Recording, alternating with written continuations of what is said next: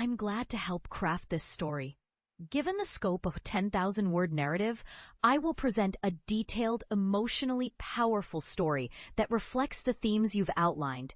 Due to space constraints here, I will write a comprehensive, impactful story that could be expanded further into a full-length novel if desired.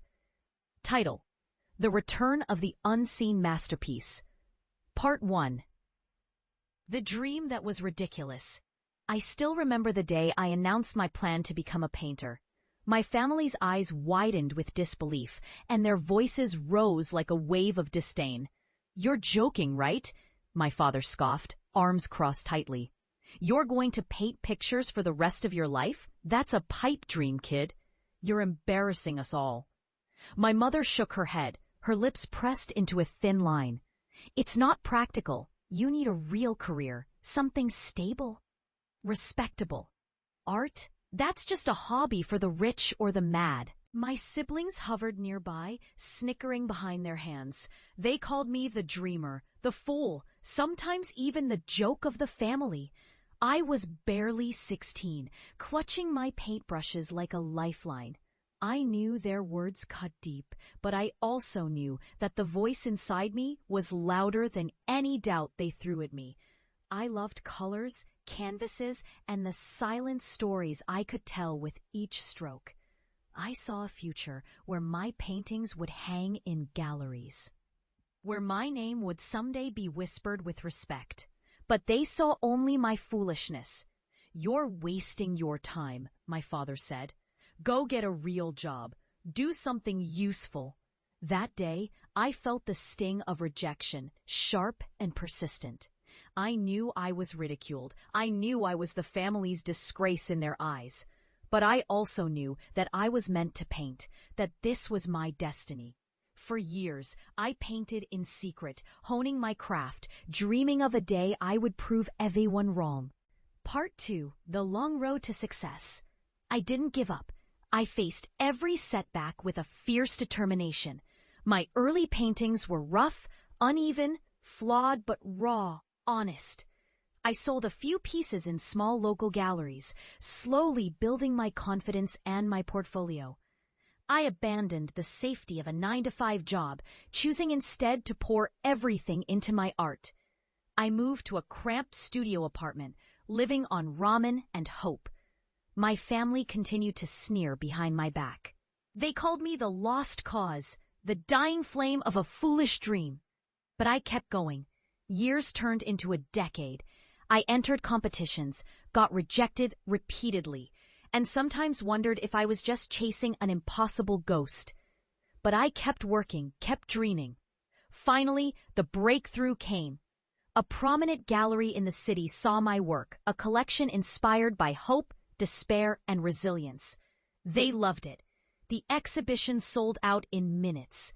My paintings gained recognition. Critics called my work lyrical, haunting, a voice from the depths. The world was finally seeing what I'd always known. My art had weight, meaning, power. Money followed, fame came. I held my first solo show abroad, and my name was whispered in art circles. I had succeeded beyond my wildest dreams. Part 3. The Return. A Family's Judgment. Years later, I returned home. The town hadn't changed much. Narrow streets, familiar faces, and the same old skepticism. But I had changed. I was no longer the awkward boy with paint-stained hands. I was a recognized artist, someone who had proved that dreams, no matter how ridiculous, could come true.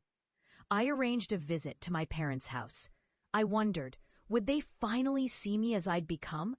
Would they finally believe? As I entered the yard, my heart pounded. They looked up from their porch. My father's eyes widened first, then darted to my art catalog in my hand. My mother's jaw slackened, and my siblings, well, they looked surprised, perhaps even a little ashamed. I felt the weight of their gazes. They had ridiculed me, dismissed my dreams as childish fantasies. But now, I was standing before them, successful, recognized, revered. Part 4. the moment of revelation. I decided to show them. No words, just an act. I led them into my car, and we drove to the city gallery where my latest collection was on display. As they entered, silence fell. Walls lined with my paintings, vivid, emotional works that poured my soul onto canvas. The room was filled with critics, collectors, and art lovers. But their eyes only sought me. My father wandered from piece to piece, studied a large canvas depicting a turbulent storm, chaos and calm intertwined. His face, previously hardened with skepticism, softened. For the first time, I saw the recognition of my journey. My mother's eyes welled with tears as she looked at a painting I had done after my first major success, an abstract swirl of colors symbolizing resilience and rebirth. She reached out and touched the canvas gently, as if trying to grasp the meaning of my life. My siblings, who had mocked me for years, stood in stunned silence, slowly realizing the depth of my achievement.